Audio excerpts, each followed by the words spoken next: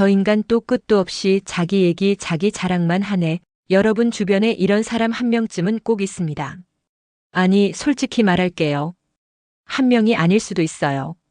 공적인 자리, 사적인 자리 가리지 않고 본인 얘기만 주구줄창 떠드는 사람들이 꼭 있습니다. 분명히 내가 대화를 시작했는데 어느 순간 보면 그 사람 이야기만 계속 이어지고 있습니다. 내가 말을 꺼내려고 하면 중간에 끊기고 내 이야기는 시작도 못했는데 다시 그 사람 이야기로 돌아갑니다. 그래서 집에 돌아오는 길에 이런 생각이 드는 거죠. 오늘 내가 무슨 말을 했지? 대화를 했는데 대화를 한 느낌이 전혀 들지 않는 순간입니다. 그냥 청중이 된 거예요. 무급으로. 입장료도 없이 공연을 본 것도 아니고 그냥 앉아서 끝까지 들어준 겁니다. 근데 더 황당한 건 그 공연이 재미도 없었다는 거예요. 이게 한두 번이면 그냥 넘어갈 수 있어요. 그런데 만날 때마다 반복되면 슬슬 그 사람을 피하게 됩니다. 연락이 와도 핑계를 대게 되고 모임에 그 사람이 온다고 하면 갑자기 일이 생기는 거죠. 그렇다면 왜 어떤 사람들은 대화에서 자기 이야기만 계속하게 될까요? 오늘은 그 심리를 좀 직설적으로 하지만 차분하게 파헤쳐 보겠습니다.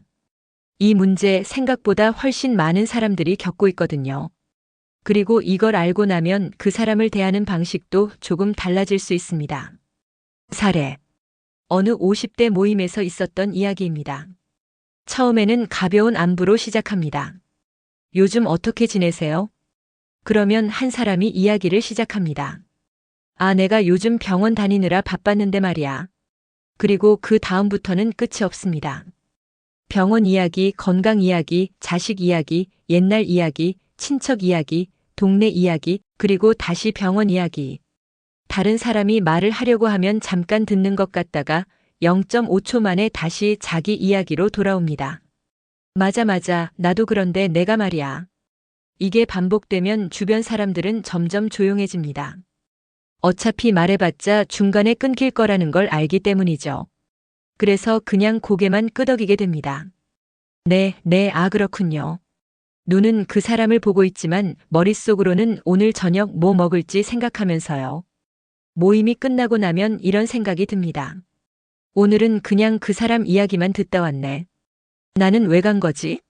근데 진짜 웃긴 건 그 사람은 집에 가면서 이렇게 생각한다는 겁니다. 오늘 모임 좋았다. 사람들이랑 이야기 많이 했어. 네. 혼자서요. 이게 핵심입니다. 본인은 전혀 모릅니다. 자기가 대화를 독점했다는 걸, 상대가 지쳤다는 걸, 피하고 싶어 한다는 걸. 그래서 이 문제가 더 어렵습니다. 첫 번째 이유, 인정 욕구.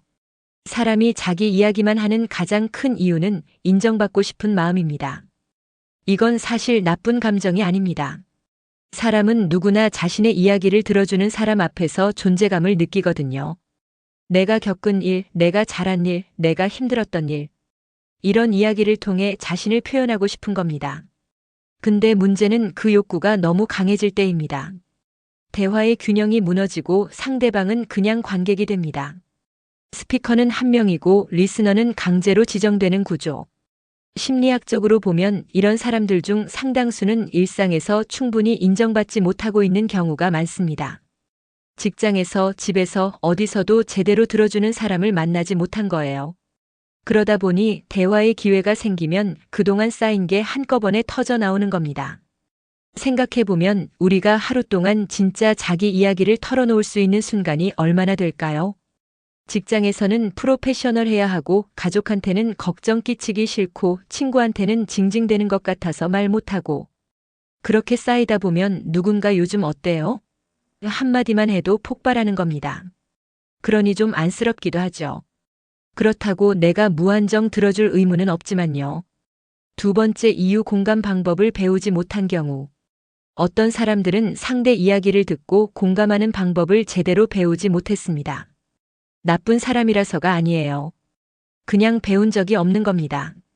그래서 대화가 이렇게 됩니다. 에이, 요즘 허리가 너무 아파요. 비야, 나도 예전에 허리 아팠는데 말이야. 내가 그때 수술까지 했거든. 3박 4일 입원했는데 진짜 힘들었어. 근데 거기 병원 밥이 또 맛없어서. 어는 허리 얘기를 하려고 했는데 어느새 B의 입원 경험에 병원밥 이야기까지 듣고 있습니다. 본인은 공감한다고 생각합니다. 나도 비슷한 경험이 있다고 연결하는 거라고요. 하지만 상대는 이렇게 느낍니다. 내 이야기를 하려고 했는데 왜 이 사람 이야기가 되어 있지? 공감은 나도 그랬어가 아닙니다. 너 많이 힘들었겠다가 공감입니다. 이 차이는 작아 보이지만 실제로는 엄청납니다. 나도 그랬어는 초점을 나에게 가져오는 겁니다. 너 많이 힘들었겠다는 초점을 상대에게 두는 겁니다. 공감 능력은 타고나는 게 아니라 학습하는 겁니다. 근데 가정에서, 학교에서, 직장에서 제대로 들어주는 법을 배운 사람이 과연 얼마나 될까요? 우리 교육에서 잘 듣는 법을 가르쳐 준 적이 있던가요? 말 잘하는 법은 가르쳐도 잘 듣는 법은 아무도 안 가르쳐 줍니다. 세 번째 이유, 긴장을 많이 하는 사람. 이건 좀 의외일 수 있는데요. 자기 이야기만 하는 사람들 중에 사실 굉장히 긴장을 많이 하는 사람도 있습니다. 침묵이 생기면 어색함을 견디기 힘들어서 그 공백을 자기 말로 계속 채우는 겁니다. 말하는 게 아니라 침묵을 피하는 거예요. 이런 사람들은 대화가 끊기는 순간을 굉장히 불편하게 느낍니다. 1초만 조용해져도 내가 뭔가 잘못했나? 분위기가 어색해진 건가? 하고 불안해지는 거예요. 그래서 그 불안을 없애려고 계속 말을 이어갑니다. 그러다 보면 대화가 아니라 독백처럼 흘러갑니다. 상대방 눈치를 안 보는 것처럼 보이지만 사실은 너무 의식하고 있기 때문에 오히려 자기 이야기로 도망치는 겁니다. 침묵이 흐르면 내가 이상한 사람처럼 보일까봐. 어색해지면 어떡하지? 이 불안이 말을 멈추지 못하게 하는 거죠. 이런 케이스는 사실 좀 이해가 됩니다. 의도가 나쁜 게 아니니까요. 근데 그 불안을 해소하는 방식이 잘못된 겁니다. 침묵은 나쁜 게 아닌데 그 사람한테는 침묵이 위협처럼 느껴지는 거예요. 네 번째 이유, 자기 중심적 사고. 솔직하게 말하면 어떤 사람들은 그냥 대화의 중심이 항상 자신이어야 한다고 생각합니다. 무의식적으로요. 내 이야기가 더 재미있을 거야. 내 경험이 더 중요해. 상대 이야기는 그냥 내 이야기 꺼내기 위한 빌드업이야. 이런 생각을 대놓고 하는 건 아닙니다. 근데 행동이 그걸 증명합니다. 상대가 무슨 말을 해도 결국 자기 이야기로 연결되는 사람 주변에 있지 않나요? 아, 그래? 나는 말이야. 가 입에 붙어 있는 사람. 이런 패턴이 굳어지게 된 데에는 이유가 있습니다. 어릴 때부터 자기 이야기를 하면 주변에서 잘 들어줬거나 반대로 아무도 안 들어줘서 더 크게 말해야 했거나 어느 쪽이든 결국 내가 말을 많이 해야 한다는 습관이 생긴 겁니다. 이 경우는 나쁜 의도는 아닐 수 있지만 결과적으로 상대를 피곤하게 만드는 건 사실입니다. 그리고 이런 사람과 계속 대화하다 보면 나도 모르게 그 자리가 점점 부담스러워지고 결국 관계 자체가 멀어지게 됩니다. MBTI 성향과 연결해보면 사람의 대화 스타일은 MBTI 성향과도 실제로 꽤 연관이 있습니다. 물론 절대적인 건 아니지만요. E형 외향형 생각하면서 말하는 경우가 많습니다. 그래서 말을 하다 보면 이야기가 자꾸 새는 거예요. 머릿속에서 정리가 안 된 채로 입 밖으로 먼저 나오기 때문에 이야기가 어디로 튈지 본인도 모릅니다. 멈추는 게 진짜 어렵습니다. I형 내향형 평소에는 말이 많지 않지만 자신이 관심 있는 주제가 나오면 갑자기 스위치가 켜집니다. 그 분야에 대해서만큼은 끝이 없어요. 상대가 관심 없어 보여도 잘 모릅니다. 드디어 자기 이야기를 할 수 있는 주제가 나왔으니까요. F형 감정형 대체로 공감 능력이 좋아 상대 이야기를 잘 듣는 편입니다. 하지만 자신의 감정을 설명하다 보면 이야기가 길어지기도 합니다. 감정을 언어로 풀어내다 보면 자연스럽게 자기 이야기가 많아지는 거죠. T형 사고형 논리적으로 설명하려는 성향 때문에 경험을 자세히 이야기하는 경우가 많습니다. 어가 있었고 그래서 B가 됐고 결과적으로 C인데 여기서 중요한 건 이런 식으로 끝까지 설명해야 직성이 풀립니다. 어떤 유형이든 자기 이야기만 할 수 있고 어떤 유형이든 잘 들어줄 수도 있습니다. MBTI는 이해의 도구일 뿐 면죄부는 아닙니다.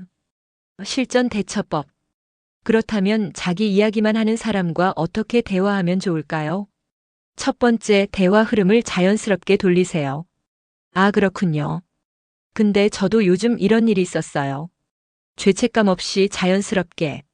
대화는 주고받는 거니까요. 내 이야기를 꺼내는 게 무례한 게 아닙니다. 그게 원래 대화입니다.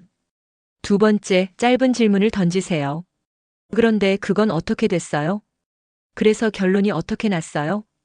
질문을 던지면 흐름이 잠깐 끊기면서 내가 말할 틈이 생깁니다.